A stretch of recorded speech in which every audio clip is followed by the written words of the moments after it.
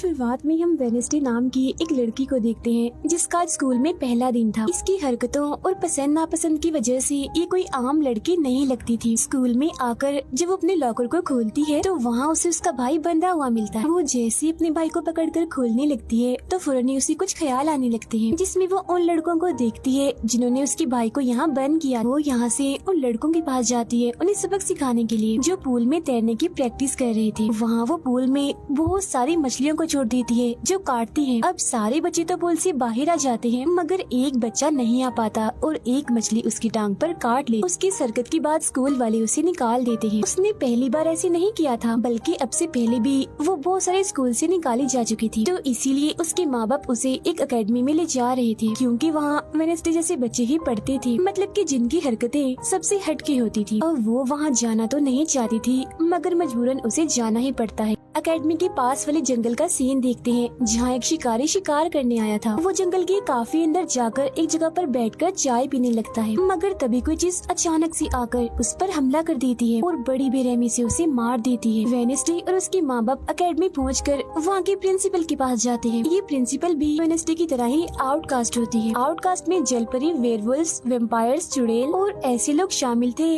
जिनमें जादुई ताकतें पाई जाती है। और इस तरह के ही सारे बच्चे इस एकेडमी में पढ़ते हैं। वेनेसडे के साथ जिसने कमरे में रहना था, यानी उसकी रूममेट, उसने कमरे को काफी रंगीन बनाया हुआ था। इसीलिए सब कुछ वेनेसडे को पसंद नहीं आता, क्योंकि उसे तो बस काला रंग ही पसंद था। यहाँ का सारा माहौल देखकर वो मुंह बना लेती है। तब उसकी रूममेट उससे पूछती है, तुम ठीक हो ना, क्या हुआ तुम्हें? जिस पर उसके डैड जवाब देते हैं, मेरी बेटी बड़ी अजीब है, काफी बोर है और बस इसे तुम जिंदा लाश समझो। अपने डैड की ये बातें सुनकर वेनेसडे उन्हें घूरने लगती है। अब उसकी रूममेट उसे पूरी एकेडमी घुमा रही थी कि तभी एक लड़का वहाँ आकर वेनेसडे से उसकी फेसबुक आईडी मांगता है, जिस पर वो कहती है, मैं कोई भी सोशल मीडिया इस्तेमाल नहीं करती, क्योंकि सोशल मीडिया हड्डियों को सड़ा देने वाली सिर्फ एक बीमारी है और कुछ भी नहीं। जाने से पहले वेनेसडे की मॉम उसे कहती है, अब तुम यहाँ से कभी भाग नहीं पाओ। जिस पर वो कहती है, देख लीजिएगा, मैं आपसे वादा करती हूँ कि जल्दी मैं यहाँ से भाग जाऊंगी। वहाँ से जाते वक्त उसके डैड वहाँ एक हाथ छोड़ देते हैं ताकि वो वेनेसडे पर नजर रख सके। उधर जंगल में जब पुलिस छानबीन करने आती है तो उन्हें उस शिकारी की लाश के टुकड़े अलग अलग जगहों पर पड़े मिलते हैं। ऐसा हादसा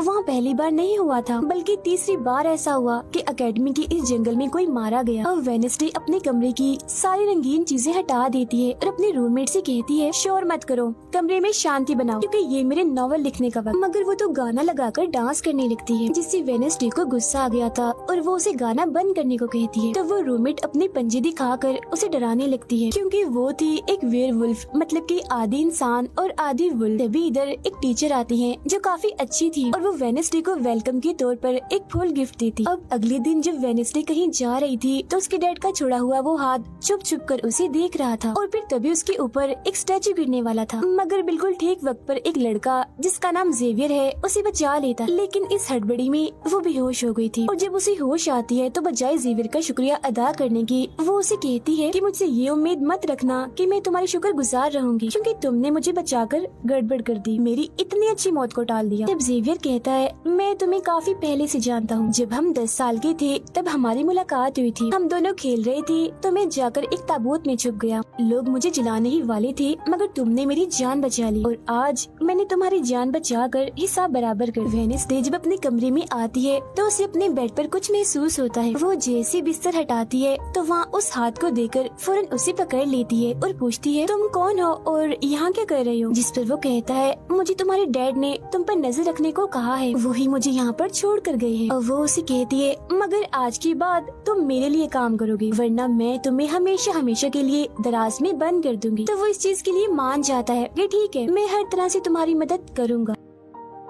अगले दिन प्रिंसिपल वेनेसडे को एक दिमागी डॉक्टर के पास ले जाती है, क्योंकि उन्हें भी ऐसा महसूस हुआ था कि वेनेसडे का दिमागी तवाज़ुन कुछ ठीक नहीं है। मगर वो वहाँ कोई बहाना बनाकर हाथ की मदद से खिड़की खोलती है और वहाँ से भाग जाती। भागते हुए वो एक आदमी से टकरा जाती है, जिससे फौरन उसे ख्याल आता है, जिसमें वो देखती है कि इस आदमी का अभी एक्सीडेंट होने वाला है, जिसमें वो मर गया है बड़ी बेरहमी से। मगर वो इस बारे में उस आदमी को कुछ नहीं बताती, क्योंकि उसे खून खराबा बहुत पसंद। वो एक होटल में जाती है है जहाँ उसकी मुलाकात एक वेटर से होती है। वो काफी परेशान दिख रहा था क्योंकि उसकी कॉफी मशीन खराब हो गई। वेडनेसडे उसे कहती है, मैं तुम्हारी कॉफी मशीन ठीक कर सकती हूँ, लेकिन इसके बदले तुम्हें मुझे स्टेशन पर छोड़ना होगा, जिसके लिए वो मान भी जाता है और वेडनेसडे उसकी मशीन ठीक कर देती है। जिस पर वो कहता है, बस थोड़ा सा इंतजार करो, मेरी शिफ्ट खत्म होने वाली है, फिर हम चलते। अब वेडनेसडे जब वहाँ बैठी इंतजार कर रही थी कि तभी कोई शरारती लड़की आकर उसे परेशान करने लगती है, जिससे उसे गुस्सा आ गया था और वो उन लड़कों को अकेले ही काफी मारती है और अच्छा सबक सिखाती है। अब इतनी ही देर में उस वेटर के डैड जो एक पुलिस ऑफिसर थे वहाँ आ जाते हैं। तोड़फोड़ देखकर जब वो अपने बेटे से इस बारे में पूछते हैं तो वो कहता है, कुछ नहीं, बस वो लड़के कस्टमर्स को परेशान कर रहे थे तो इसने उन्हें अच्छा सबक सिखा दिया। तभी यहाँ अकेडमी की प्रिंसिपल भी आ जाती है, उनसे सॉरी बोलकर वेडनेसडे को यहाँ से ले जाती है। रास्ते में वो उस पर काफी गुस्सा करती है कि आखिर तुमने कैसे अकेडमी से भागने की कोशिश की। तभी उन्हें रास्ते में एक एक्सीडेंट हुआ नजर आता है जो उसी आदमी का था जिससे वेडनेसडे टकराई थी, जो देख प्रिंसिपल घबरा जाती है। कहती है, मेरी दुआ है ड्राइवर को कुछ ना हुआ हो। जिस पर वेडनेसडे कहती है,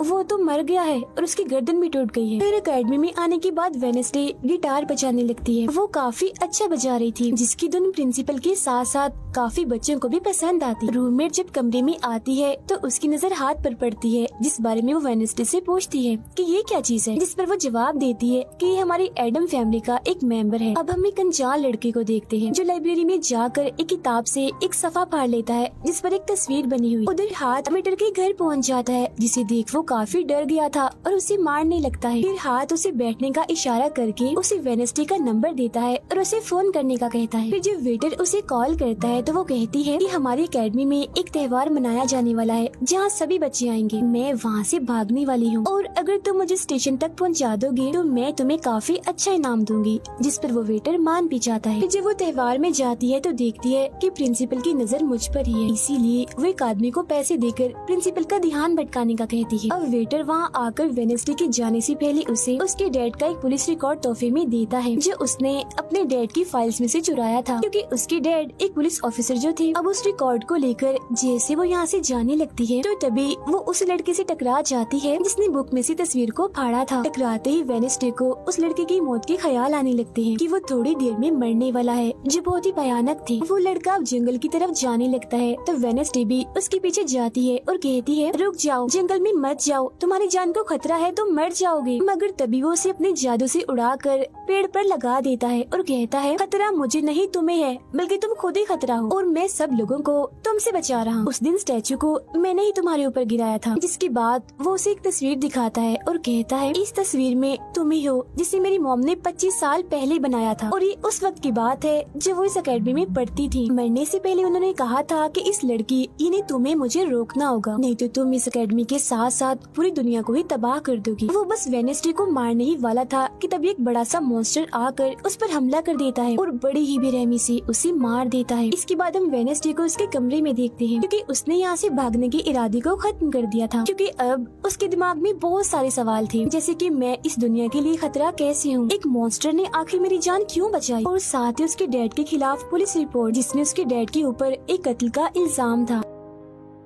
अब अगले दिन पुलिस ऑफिसर वहाँ आते हैं, क्योंकि वेडनेसडे ने ये रिपोर्ट लिखवाई थी कि उस अनजान लड़के की मौत मैंने अपनी आंखों से होती हुई देखी जंगल में। मगर पुलिस को वहाँ ना कोई लाश मिलती है और ना ही कोई ठोस सबूत। तो वेडनेसडे से पूछते हैं कि आखिर तुम इतनी रात को जंगल में कर क्या रही थी, जिस पर वो कहती है, मैंने जंगल में उस लड़के को जाते हुए देखा था और जब मैंने उसका पीछा किया तो देखा कि एक मॉन्स्टर ने आकर उसे मार दिया है, जिसके बाद में बेहोश हो गई। तो फौरन प्रिंसिपल पुलिस ऑफिसर से कहती है, उस लड़के का कोई कत्ल नहीं हुआ, वो जिंदा है, बस यहाँ से भाग गया है, इसीलिए आपको वेडनेसडे की बातों का यकीन नहीं करना चाहिए। अक्सर इसे इस तरह के दौरे पड़ते रहते, हम इसका इलाज करवा रहे हैं, जल्दी ये ठीक हो जाएगी। फिर जब प्रिंसिपल वहाँ से जाती है तो वो ऑफिसर से कहती है कि जंगल में कोई तो है जो सबको मार रहा है और उसी ने उस लड़के को भी मारा है। मगर तभी वहाँ वो लड़का आ जाता है जो जिंदा था और बिल्कुल सही सलामत भी। अब अगले दिन जब वेडनेसडे को डॉक्टर के पास ले जाया जाता है तो वो उससे पूछती है कि क्या तुमने ये अफवाह इसलिए फैलाई कि सभी की तवज्जो तुम पर हो जाए, यानी कि तुमने उस लड़के की मौत होते हुए देखा। जिस पर वो कहती है,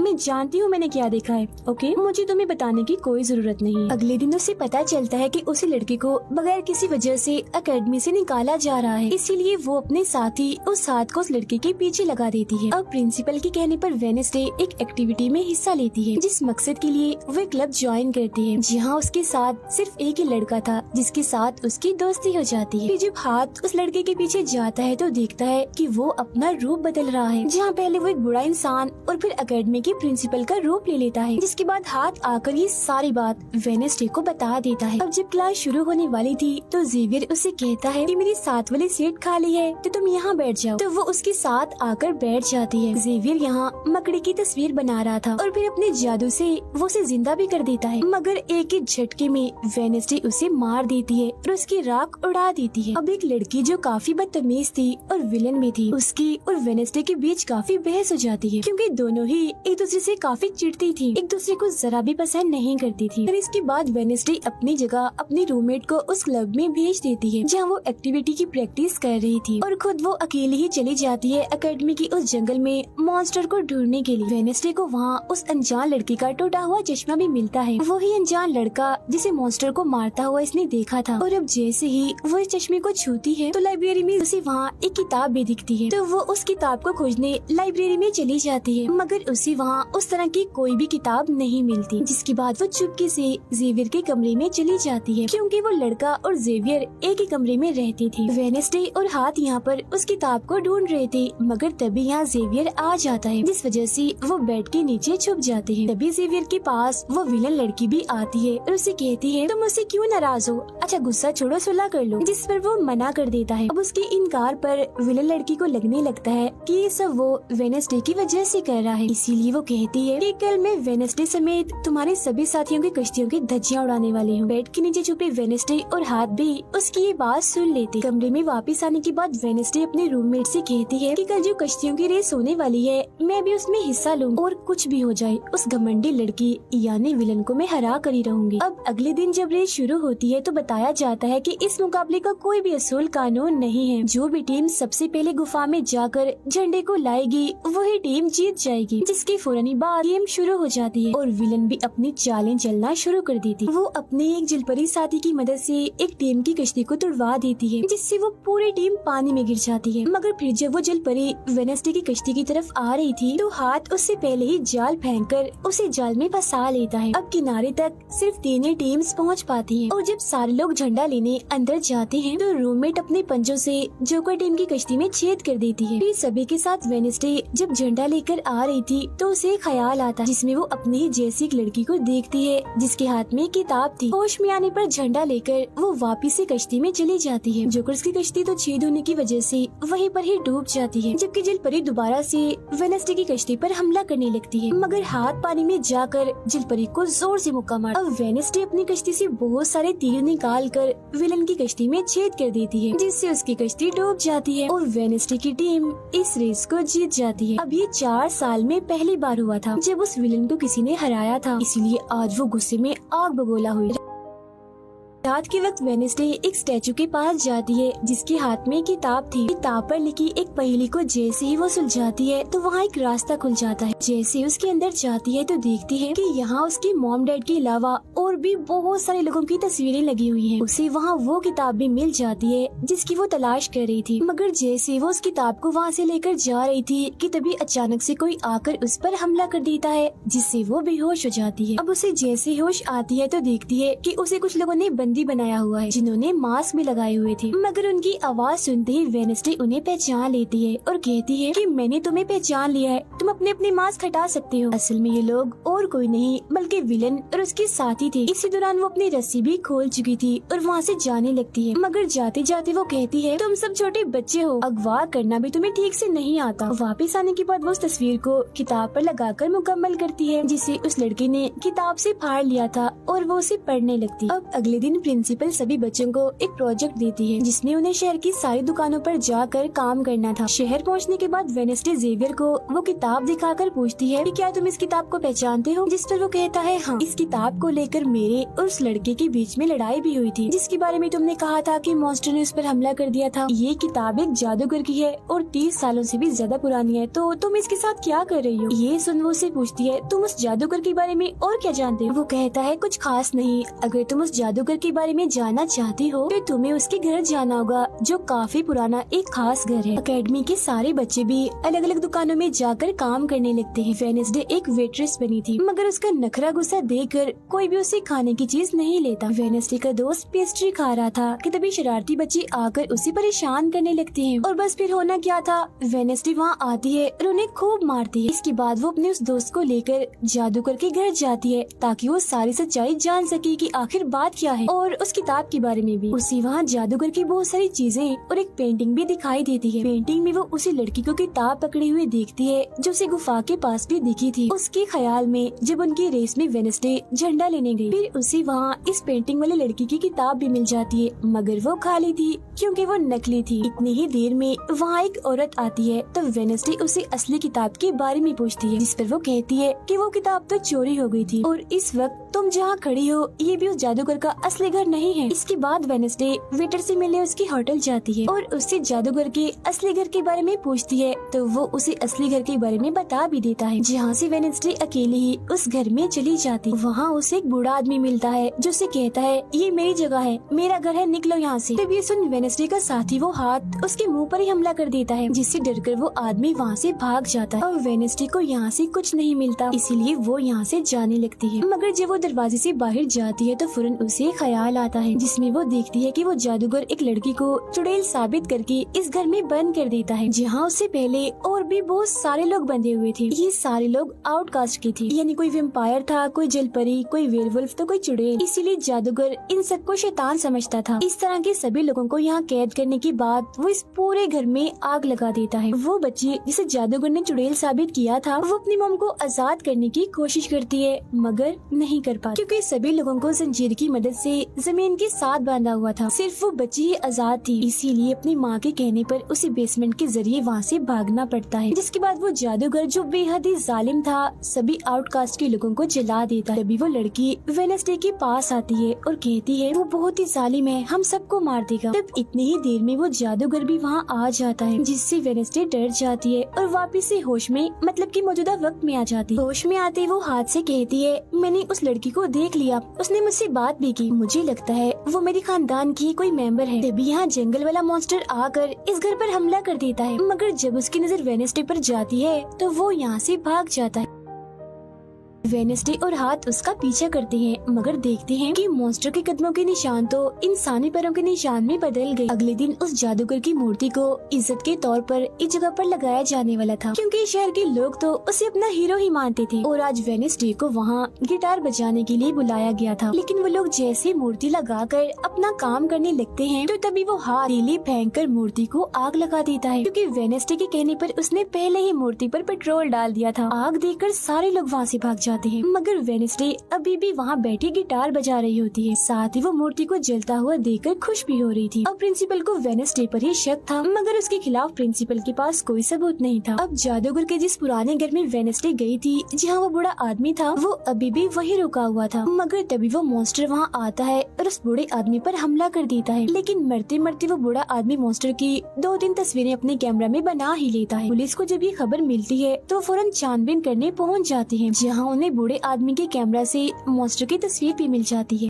अगले दिन हाथ मुर्दा घर जाकर वहाँ लगी कैमरा पर कोई चीज लगा देता है ताकि जो वो करे उसे कोई ना देख सके। फिर वो दरवाजा खोलता है तो वेडनेसडे अंदर आती है। वो यहाँ दरअसल उस बूढ़े आदमी के जख्मों को देखने आई थी जिसे उस मॉन्स्टर ने मारा था। वो बूढ़े आदमी की लाश को देखकर सारा डेटा अपने पास रिकॉर्ड कर लेती है जबकि हाथ उसकी एक फाइल बनाने में लग जाता है। तभी वहाँ डॉक्टर और पुलिस ऑफिसर भी आ जाते हैं। तब छुपने के लिए वेडनेसडे एक बॉक्स मिस हो जाती है। फिर जब डॉक्टर उस बॉक्स को खुला हुआ देखते हैं तो फौरन उसे चेक करते हैं, मगर जब वेडनेसडे को उसमें पड़ा हुआ देखते हैं तो उन्हें लगता है कि ये भी एक लाश है, इसीलिए वो उस बॉक्स को बंद करके वहाँ से चले जाते हैं। मगर फिर जब हाथ उसे वहाँ से लेने आता है तो वो कहती है, अच्छा तंग मत करो प्लीज, थोड़ी देर और सोने दो, बड़ा मजा आ रहा है। फिर इसके बाद वो अपनी छानबीन से ये पता लगवा लेती है कि वो मॉन्स्टर असल में जिस्म के हिस्सों को इकट्ठा कर रहा है। फिर अगले दिन जब वो अकेडमी जाती है तो उसे जेवियर की गर्दन पर किसी के पंजों के निशान दिखते हैं। अब हम जेवियर को एक केबिन से बाहर आता हुआ देखते हैं और क्योंकि वेडनेसडे को उसके जख्मों पर पहले से ही शक था तो वो भी उसका पीछा करते करते वहाँ आ गई थी। उसे वहाँ पर बहुत सारी मॉन्स्टर की ड्राइंग्स और तस्वीरें दिखती हैं। एक तो तस्वीर को लेकर जैसी वो वहाँ से जाने लगती है तो तभी जेवियर उसे देख लेता है और जाने से रोक देता है, मगर वेडनेसडे उसका ध्यान भटकाने के लिए उसे बस एक ही बात कह देती है कि क्या तुम आज रात होने वाली डांस पार्टी में मेरे साथ चलोगे। जिसके बाद वो जेवियर की बनाई मॉन्स्टर की ड्राइंग्स ले जाकर पुलिस ऑफिसर को दे देती है, जिस पर वो कहते हैं इससे हम किसी को भी नहीं पकड़ सकते, कोई ठोस सबूत लेकर आओ।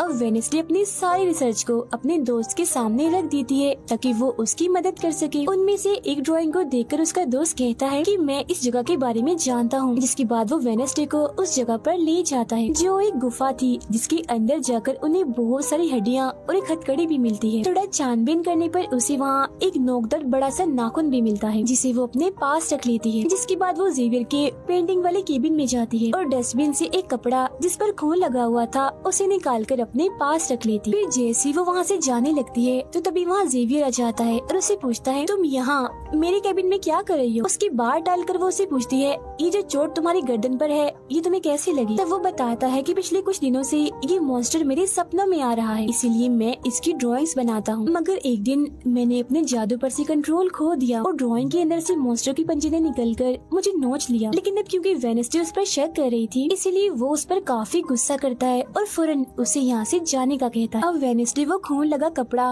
और नाखून जाकर पुलिस ऑफिसर को दे देती है और कहती है, ये लो ठोस सबूत और बेशक डीएनए टेस्ट करवा लो, मेरे ख्याल से इतना सबूत काफी होगा, है ना।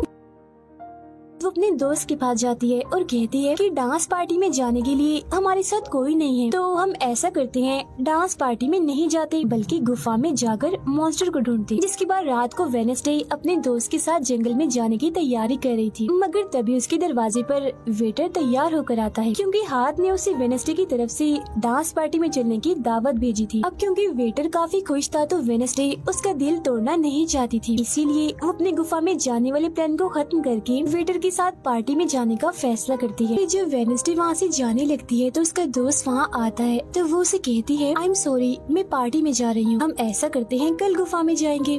लेकिन उसका दोस्त बगैर बताए अकेला ही उस गुफा में चला जाता है। उधर पार्टी में सारे लोग आकर काफी एंजॉय कर रहे थे। सब लोग अपने अपने साथी को लेकर पार्टी में आए हुए थे, जहाँ जेवियर अपने साथ उस विलन लड़की को लाया था। लेकिन जब वेडनेसडे वेटर के साथ वहाँ आती है तो उन दोनों को साथ देखकर जेवियर जलने लगता है। जब सब लोग डांस कर रहे थे तो वेडनेसडे की डांस करने के स्टाइल से सारे लोग काफी हैरान रह जाते हैं क्योंकि वो काफी अजीब तरह से ही डांस कर रही थी। उधर जंगल में वेडनेसडे का दोस्त भी पहुँच गया था और छुपकर मॉन्स्टर की आने का इंतजार कर रहा था, मगर तभी वहाँ कोई आता है और उस गुफा में धमाका करके भाग जाता है। जेवियर लगातार उन दोनों को देखकर जल रहा था, इसीलिए वो विलन लड़की से कहता है कि तुम अपना लॉकेट उतारो और अपने जेल परी से मेरे लिए मदद मांगो ताकि मैं वेडनेसडे को भूल जाऊं। जो सुन विलन लड़की भड़क जाती है और उसे कहती है कि तुम तो पहले ये कहते फिर रहे थे कि मैंने अपने जेल परी से तुम्हें अपने काबू में किया है और अब तुम्हें किसी को बुलाने के लिए मेरी ही मदद चाहिए। तभी बाहर शरारती लड़कों का ग्रुप टैंकर लेकर आता है और डांसिंग क्लब के पंप में वो बड़ा सा पाइप लगा देते हैं और फिर तभी अचानक उस पार्टी में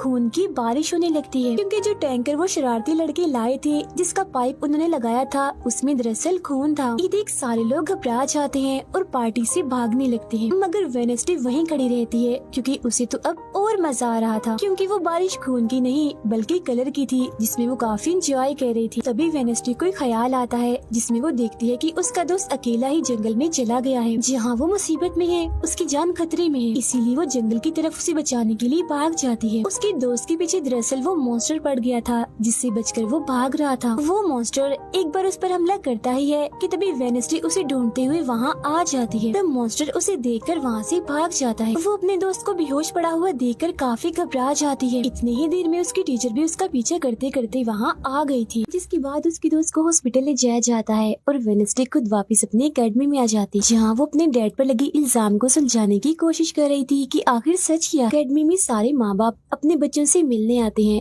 क्योंकि आज मीटिंग थी। प्रिंसिपल सबको बताती है कि वेडनेसडे की दोस्त की हालत में सुधार हो रहा है, कुछ दिन के बाद ठीक होकर वो वापस आ जाएगा। मगर दूर खड़ी वेडनेसडे अपने रूममेट को बताती है कि ये झूठ है, वो तो कोमा में है बेचारा। तभी यहाँ दोनों के माँ बाप आ जाते हैं और ये उनसे मिलने चली जाती। वेडनेसडे अपने मॉम डैड को बताती है कि जब से आपने मुझे यहाँ छोड़ा है मेरे ऊपर बहुत सारे हमले हुए हैं। अब इन सभी को अपनी अपनी फैमिली से मिलता हुआ दूर खड़ी जेवियर और विलन लड़की देख रहे हैं क्योंकि उनकी मॉम डैड आज भी नहीं आए। अब विलन लड़की सुधर गई होती है, साथ ही उसकी जेवियर के साथ दोस्ती भी हो गई थी, तो अब से हम उसे जेवियर की दोस्त कहें। तब इतनी ही देर में उसकी मॉम भी इधर आ जाती है, जिसे देखकर वो काफी हैरान थी। वेडनेसडे के माँ बाप प्रिंसिपल से मिलते हैं तो वो कहती है कि वेडनेसडे काफी अजीब तरह से सबसे पेश आती है, इसे डॉक्टर के पास ले जाए इलाज करवाने के लिए। अब इससे पहले वहाँ उसके माँ बाप कुछ कहते फौरन वो बोल पड़ती है कि रुकिए जरा डैड, मैं आपसे कुछ पूछना चाहती हूँ। ये देखिए एक लड़का जिसका नाम गैरेट है, इसके कत्ल का इल्जाम आपके सर पर क्यों है और ये कौन था? तो वेडनेसडे की मॉम उसे कुछ भी बताने से इनकार कर देती है, तो वो अपनी मॉम को ये कहकर यहाँ से चली जाती है कि मत बताइए, बाकी सबूत मैं खुद ढूंढ लूँ। वो सीधा जाती है हॉस्पिटल अपने दोस्त से मिलने, जहाँ उसका ख्याल वेडनेसडे का साथी हाथ रख रहा था। अब पता चलता है कि डॉक्टर ने अपनी जान ले ली है और ये डॉक्टर वही था जिसके मुर्दा खाने से वेडनेसडे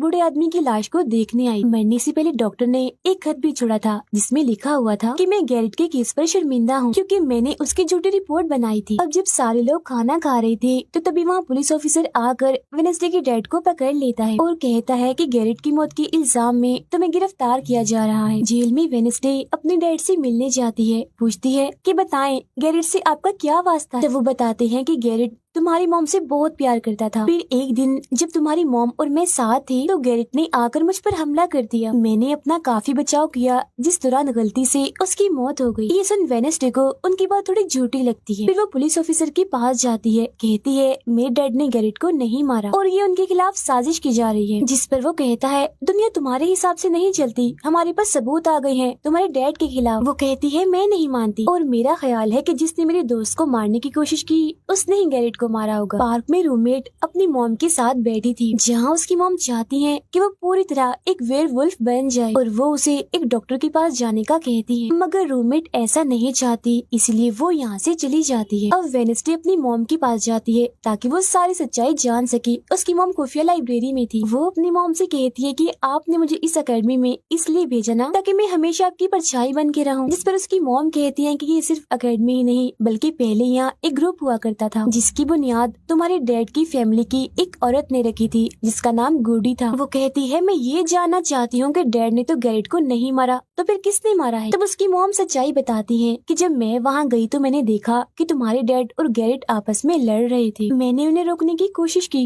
मगर गैरेट तुम्हारे डैड को काफी बुरी तरह से मार रहा था। मैंने फौरन तलवार उठा ली और फिर जैसे गैरेट मेरे पास आने लगा तो तलवार उसके आर पार हो गई और वो मारा गया। मगर तुम्हारे डैड ने मेरी जान बचाने के लिए तलवार मुझसे ले ली ताकि सारा इल्जाम उन पर आ जाए। वेडनेसडे कहती है मगर मुझे पता चला था कि जब गैरेट मरा तो उसके मुंह से झाग निकल रही थी। ऐसा तो सिर्फ तब होता है जब किसी ने जहर लिया हो। अब सच पता करने का सिर्फ एक ही रास्ता है, गैरेट की कब्र को खोदना। जिसके बाद वो अपनी मॉम के साथ मिलकर गैरेट की कब्र को खोद देती है और वहाँ से उसकी एक उंगली ले लेती है। मगर तभी इधर पुलिस आकर उन दोनों माँ बेटी को गिरफ्तार कर लेती है। जेल में वेडनेसडे गैरेट की उंगली अपने मॉम डैड को दिखाती है, कहती है कि उसकी मौत जहर से हुई थी। मगर जैसे उसके हाथ इस उंगली पर लगते हैं उसे फौरन एक ख्याल आता है जिसमें वो देखती है कि गैरेट के डैड ने उसे जहर दिया था ताकि वो इस पूरे अकेडमी के लोगों को मार डाले। मगर जब उसकी लड़ाई वेडनेसडे के डैड से हुई तो जहर की बोतल टूट गई जिससे सारा जहर गैरेट के अंदर चला गया, जिसका मतलब साफ था कि उसने वो वेडनेसडे के डैड को ही नहीं बल्कि पूरी अकेडमी को ही खत्म करने आया था। जेल से रिहा होने के बाद वेडनेसडे और उसकी मॉम मेयर के पास जाती है, कहती है आपने गैरेट की मौत के सच को छुपाया, उसकी मौत जहर से हुई थी न कि तलवार से और ये बात साबित भी हो गई है। जो सुन मेयर सब कुछ सच बता देता है जिसके बाद वेडनेसडे के डैड को भी रिहा कर दिया जाता है। अब वेडनेसडे अपनी मॉम को बताती है कि मुझे बहुत ख्याल आते हैं, जिस पर उसकी मॉम कहती है कि ये खासियत हमारे खानदान में है, ख्याल सबको आते हैं, अगर ख्याल हमारे कंट्रोल में ना रहे तो ये हमें पागल बना सकते हैं, इसीलिए हमारे खानदान के पुराने लोग आकर हमें आसान रास्ता बताते हैं और ट्रेनिंग देते हैं। तो वेडनेसडे फौरन बोलती है जैसे गुडी एडम्स जिसके बारे में आपने बताया था कि वो मेरे डैड के खानदान की है, जिस पर उसकी मॉम कहती है कि मुझे नहीं पता, बहरहाल तुम होशियार रहना, क्योंकि गुडी एडम्स बदला चाहती थी, जिसके चक्कर में वो खुद भी नहीं बच पाई। फिर सबके माँ बाप अपने अपने बच्चों से मिलकर जा रहे थे। रूममेट अपनी मॉम को कहती है, आप फिक्र मत करना, जब मुझे वेयरवुल्फ बनना होगा मैं बन जाऊँ। जाने से पहले वेडनेसडे की मॉम उसे वही किताब देती है जो अक्सर प्रिंसिपल के पास हुआ करती थी। वो किताब लेकर वेडनेसडे प्रिंसिपल के पास जाती है, कहती है कि उस अनजान लड़की को आपने मारा था, मैंने देखा था, जिसके बारे में मैंने कहा था कि उसे मॉन्स्टर ने मारा है, क्योंकि वो आप ही हो जो खुद को बदल बदल कर लोगों को मार रही हो। मैं ये बात अब पुलिस को बता दूंगी। जिस पर प्रिंसिपल कहती है, नहीं, उसे मैंने नहीं मारा, बल्कि वो तो अपनी ताकतों पर से कंट्रोल खो बैठा था और उस दिन उसने तुम्हें मारने की भी कोशिश की थी। इनकी बातों के दौरान इन्हें बाहर से शोर सुनाई देता है। ये चेक करने जब वहाँ जाती हैं तो पता चलता है कि बाहर ग्राउंड में आग से कुछ लिखा हुआ है। अब वेडनेसडे अपने चारों तरफ मोमबत्तियां जला के बैठी थी, क्योंकि वो गुडी को बुलाने की कोशिश कर रही, मगर तभी इधर उसकी रूममेट आ जाती है। साथ ही उसे एक खत भी मिलता है जिसमें कोई उसे गुफा में मिलने बुलाता है। जब वेडनेसडे अपनी रूममेट के साथ वहाँ जाती है तो गुफा के अंदर जाने के बाद उसे एहसास होता है कि यहाँ कोई है। यहाँ दरअसल जेवियर और उसके साथी थे जो वेडनेसडे को सरप्राइज देना चाहते थे, क्योंकि आज उसकी बर्थडे थी। यहाँ वेडनेसडे को एक लाइन लिखी हुई दिखती है कि जब मैं लौटूंगा तो शोले बरसेंगे। इसे जैसी वो हाथ लगाती है तो उसे ख्याल आता है जिसमें वो उसी लड़की से मिलती है जो अक्सर उसे नजर आया करती थी, और ये और कोई नहीं बल्कि गुडी ही है। वो वेडनेसडे को एक महल दिखाकर कहती है कि अगर तुम्हें उस जादूगर के बारे में जानना है तो तुम्हें इस महल को ढूंढकर यहाँ आना होगा। जब वो ग्राउंड में खड़ी उस लाइन को देख रही थी जहाँ आग से कुछ लिखा था, तो तभी उसके पास जेवियर आता है, जिससे वो बात नहीं करती क्योंकि नाराज थी। उसे लग रहा था कि हो ना हो जेवियर ही वो मॉन्स्टर है। फिर वो अपने दोस्त के पास हॉस्पिटल जाती है जो अभी भी बेड पर था और उसकी हालत भी खराब थी, इसीलिए वो उसे कोई बात नहीं कर पाती। अब वेडनेसडे अपने दोस्त वेटर से मिलने जाती है और उसे उस महल जो गुडी ने दिखाया था उसकी तस्वीर दिखाकर पूछती है कि क्या तुम इस जगह के बारे में जानते हो, जिस पर वो मना कर देता। अब यहाँ तो उसका काम नहीं हुआ, इसीलिए वो तस्वीर को लेकर जेवियर के पास जाती है और उससे भी वही सवाल करती है कि क्या तुम इस जगह के बारे में जानते हो, मगर तभी उसकी नजर इसी महल की पेंटिंग पर जाती है जो जेवियर ने पहले से ही बनाई हुई थी, जिस पर वो बताता है कि ये जगह रात को मेरे सपने में आई थी तो मैंने इसे बना दिया। अच्छी बात ये थी कि जेवियर इस जगह के बारे में जानता भी था। तब उससे महल का पता लेकर वेडनेसडे वहाँ पहुँच जाती है जहाँ मेयर पहले से ही मौजूद था, और क्योंकि वो जान गया था कि असली कातिल कौन है तो वेडनेसडे उसकी गाड़ी में ही छुप जाती है। मगर जैसे मेयर की गाड़ी शहर में पहुँचती है तो कोई उनकी गाड़ी को ठोक देता है, जिससे मेयर का एक्सीडेंट हो गया था। वो काफी जख्मी हो जाते हैं, उनकी हालत मरने वाली हो गई। फिर अब रात के वक्त वेडनेसडे वेटर और अपने रूममेट के साथ उसी महल में आती है। यहाँ उसे ऐसा महसूस होता है जैसे कोई इधर रह रहा है, क्योंकि मोमबत्तियां गर्म थी और एक कमरा बिल्कुल साफ था। इतनी ही देर में वो मॉन्स्टर भी यहाँ आ जाता है, जिससे बचने के लिए ये लोग छुप जाते हैं। ये लोग देखते हैं कि जिन जिन लोगों पर मॉन्स्टर ने हमला किया था उनके जिस्म के कटे हुए हिस्से यहाँ पर पड़े हुए हैं। अब वेडनेसडे अपने दोस्तों को मॉन्स्टर से बचाना चाहती थी, इसीलिए वो उन्हें यहाँ से ले जाती है। ये वेटर के घर जाते हैं जहाँ जैसे उसके डैड आते हैं तो वेडनेसडे उन्हें कहती है कि मैं आपको कुछ दिखाना चाहती हूँ, क्योंकि वो पुलिस ऑफिसर जो थे वो जब उन्हें महल में ले जाती है तो वहाँ पर कुछ भी नहीं था। मतलब जिस्म के कटे हुए हिस्से जो पहले यहाँ पर रखे हुए थे अब वो वहाँ पर नहीं पड़े थे, जिससे पुलिस ऑफिसर को गुस्सा आ जाता है और वो कहते हैं कि आज के बाद तुम मेरे बेटे से नहीं मिलोगी। अब जब वेडनेसडे एकेडमी आती है तो वहाँ उसे प्रिंसिपल मिलती है जो कहती है कि तुम्हें मैंने कहीं भी जाने से मना किया था, मगर तुमने मेरी बात ना मानकर अच्छा नहीं किया। जिस पर वो जवाब देती है, मैं सच का पता लगवाने गई थी, इसीलिए मैं माफी नहीं मांगूंगी, मैंने कुछ गलत नहीं किया है। जिसके बाद वो प्रिंसिपल को एक पेंटिंग भी दिखाती है जिसमें वो जादूगर था और वेडनेसडे खुद थी। बताती है कि इसीलिए वो अनजान लड़का मुझे मारना चाहता था, क्योंकि उसे लग रहा था कि एकेडमी के लिए मैं खतरा हूँ, मगर खतरा दुश्मन कातिल तो कोई और ही है, जबकि मैं तो इस एकेडमी और सबको बचाना चाह रही हूँ, तो मुझे एक मौका मिलना चाहिए। प्रिंसिपल कहती है, नहीं,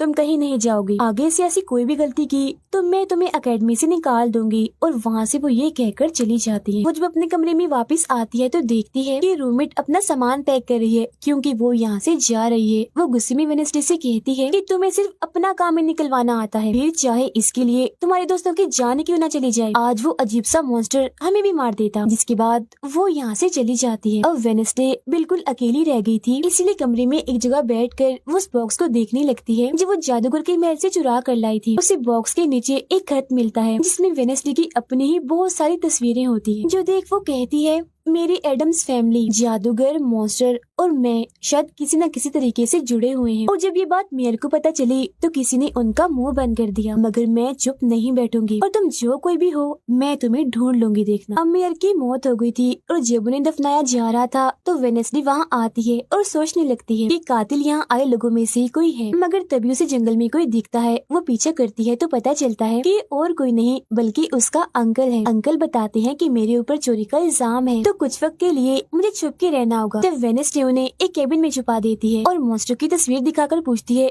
कि आप इसके बारे में कुछ जानते हैं, जिस पर वो कहते हैं मैं ज्यादा कुछ तो नहीं जानता, अगर तुम्हें इसके बारे में जानना है तो तुम्हें खुफिया लाइब्रेरी में जाना होगा। वहाँ एक तिजोरी में डायरी है जिसमें इस मॉन्स्टर के बारे में सब लिखा है। आधी रात को वेनेसडे उस लाइब्रेरी में जाती है जहाँ जेवियर पहले से ही मौजूद था। तब ये उसे कहती है जहाँ जहाँ मॉन्स्टर से हमला हुआ है वहाँ तुम पाए गए हो तो हो ना हो मॉन्स्टर तुम ही हो, मगर वो उसकी बात को अनसुनी करके यहाँ से चला जाता है। तभी इधर उसके अंकल आते हैं। ये मिलकर डायरी को ढूंढ लेते हैं जिसमें इस मॉन्स्टर के बारे में सब कुछ लिखा था कि ये मॉन्स्टर किसी के कंट्रोल में भी आ सकता है और फिर बस ये अपने मालिक के कहने पर ही काम करता है। रात के वक्त वो अपने साथी हाथ को कहती है कि मैं वेटर से मिलने जा रही हूँ, तब तक तू मेरी डायरी का ख्याल रखना। कि जब वेटर के साथ गुफा के अंदर जाती है तो देखती है कि यहाँ उसने गुफा को सजाया हुआ है क्योंकि वो उसे शादी के लिए पूछने वाला था। वापिस आकर वेनेसडे देखती है कि उसके कमरे का सारा सामान इधर उधर बिखरा पड़ा है और उसकी डायरी कोई चुरा कर यहाँ से ले गया है। फिर जैसे वो अपने साथी हाथ को देखती है तो घबरा जाती है क्योंकि उसकी हथेली में किसी ने चाकू आर पार कर दिया था और अब उसमें जान नहीं थी, वो मर गया था। फिर वो हाथ को लेकर जल्दी से अपने अंकल के पास आती है और दुखी होती हुई कहती है प्लीज अंकल कैसे भी करके हाथ को जिंदा कर दीजिए। तब अंकल बार बार बिजली के झटके उसे देते हैं जिससे वो जिंदा हो जाता है। वो उसे पूछती है अच्छा तुम पर हमला किसने किया था, जिस पर इशारों से वो बताता है कि मैंने नहीं देखा क्योंकि हमला पीछे से हुआ था। जिस पर वेनेसडे गुस्से से भर जाती है, कहती है चाहे कुछ भी हो जाए मैं उसे नहीं छोड़ूंगी, वो जो भी है। और वो प्रिंसिपल को आकर कहती है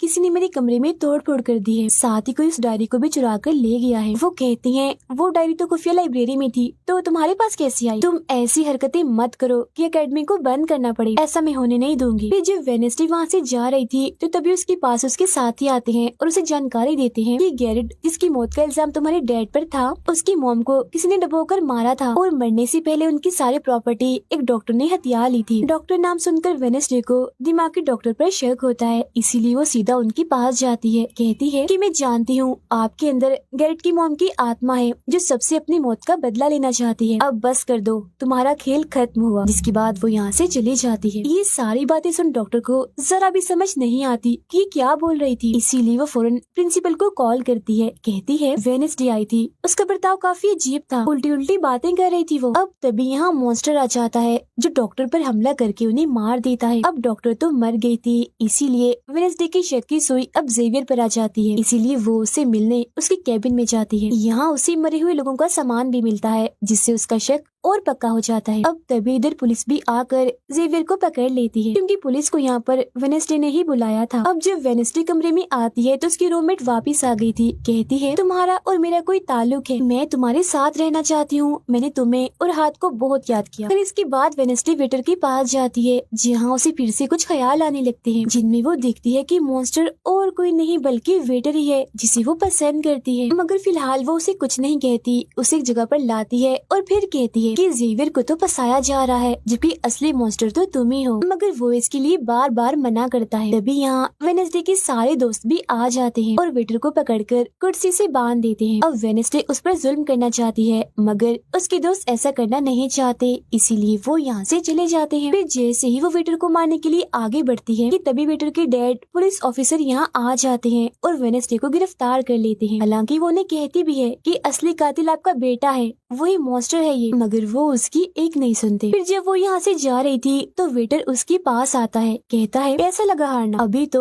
और भी बहुत कुछ होना बाकी है बच्चों। जिसके बाद प्रिंसिपल भी वेनेसडे को कह देती है कि तुमने सारी हदें पार कर दी, इसीलिए तुम्हें एकेडमी से निकाला जा रहा है। लेकिन अभी भी वो बार बार एक ही बात कह रही थी कि वेटर ही असली मॉन्स्टर है, मगर फिर भी वो उसकी एक नहीं सुनती और जाने का कहती है। तब आखिरी बार वेडनेसडे जेवियर से मिलने जाती है जो जेल में बंद था और उससे नाराज भी था क्योंकि वेडनेसडे ने ही उसे पुलिस के हवाले किया था। हालांकि वो उसे बताती भी है कि मॉन्स्टर वेटर है और उसने मेरे जरिए तुम्हें फंसाया है। वो उसकी एक नहीं सुनता, कह देता है कि सारी मुसीबत की जड़ तुम हो, अगर तुम ये एकेडमी छोड़ के चली जाओगी तो कुछ भी गलत नहीं होगा। ये बात सुनने के बाद वो एक सेकंड भी नहीं रुकती और यहाँ से चली जाती है। वो अपने कमरे में आकर अपना सारा सामान पैक करती है, जिसके बाद वो सभी से आखिरी मुलाकात करती है। सबसे आखिर में वो अपने दोस्त से मिलने हॉस्पिटल में जाती है। कहती है मैं तो जा रही हूँ, तुम अपना ख्याल रखना और हाँ बाहर मत निकलना, बाहर मॉन्स्टर हो सकता है। और उस दिन गुफा में धमाका करने वाला और कोई नहीं बल्कि प्रिंसिपल ही थी। जिस पर वो कहता है नहीं, धमाका करने वाले के जूते लाल थे, जबकि प्रिंसिपल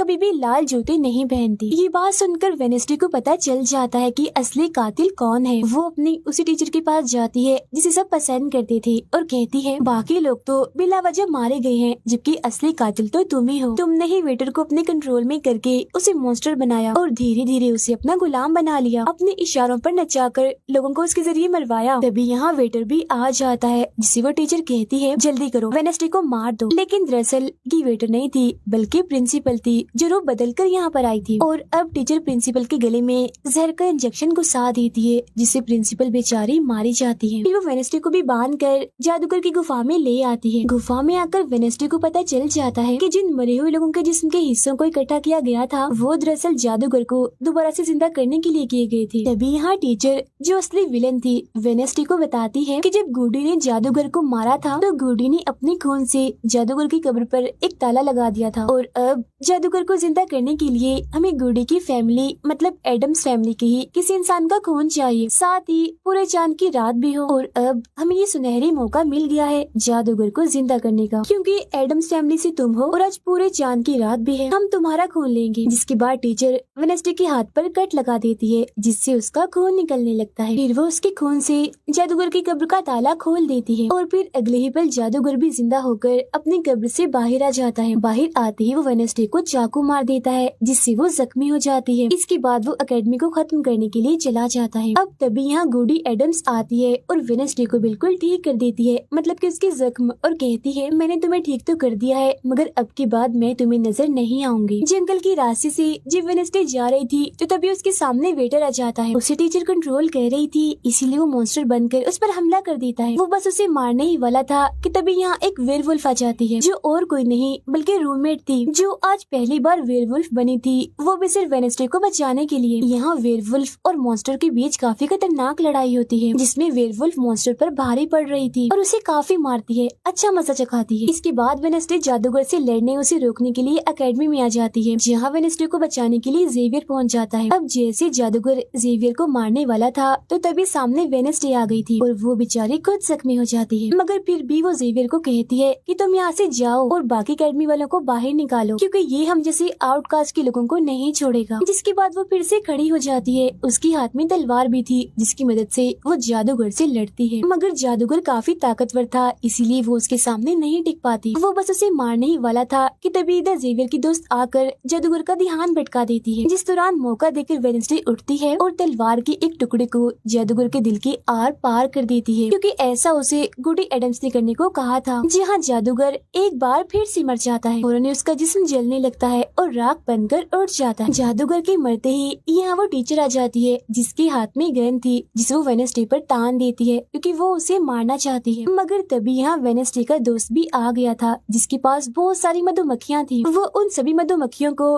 टीचर पर छोड़ देता है, जिससे उसका भी काम तमाम हो जाता है। जब वेडनेसडे अपने मिशन में कामयाब होकर बाहर आती है जहाँ सारे लोग खड़े थे, तो वो वहाँ अपने रूममेट को भी देखती है, जो अब वेयरवुल्फ से अपने असली रूप में आ गई थी। यहाँ वो दोनों पहली बार गले मिलती हैं, मगर हैरत अब वेडनेसडे को कोई भी ख्याल नहीं आ रहा था। कुछ वक्त के बाद वेडनेसडे अपना नॉवल भी पूरा कर लेती है, मगर वो इसका एंड नहीं करती, इन्हीं की उसे खत्म नहीं करती और आगे बस एक सवालिया निशानी छोड़ देती है। वो जेवियर से मिलने जाती है, जहाँ वो उसे गिफ्ट देता है जिसमें मोबाइल था। वो इस गिफ्ट को ले तो लेती है मगर कुछ नहीं कहती और वहाँ से चली जाती है। फिर जब वो अपनी गाड़ी में थी तो उसके पास मैसेज आता है, जिसमें उसकी कुछ तस्वीरें थी और साथ ही ये मैसेज भी था कि मैंने तुम पर नजर रखी हुई है, जिससे वो सोच में पड़ जाती है कि टीचर तो मर गई है, मगर अब उसके बाद ये कौन है जो सब कर रहा है। इसी सोच में वो अपने घर के लिए निकल जाती है, जिसके बाद हम पुलिस की गाड़ी को देखते हैं, जिसमें वो वेटर को बांधकर कहीं ले जा रहे थे, क्योंकि उन्हें भी पता चल गया था कि यही असली मॉन्स्टर है, इसे बस कोई कंट्रोल करता है। मगर तभी अचानक से वेटर दोबारा मॉन्स्टर बन जाता है और सभी पुलिस वालों को मार देता है, जिसका मतलब ये था कि टीचर की तरह अभी भी कोई है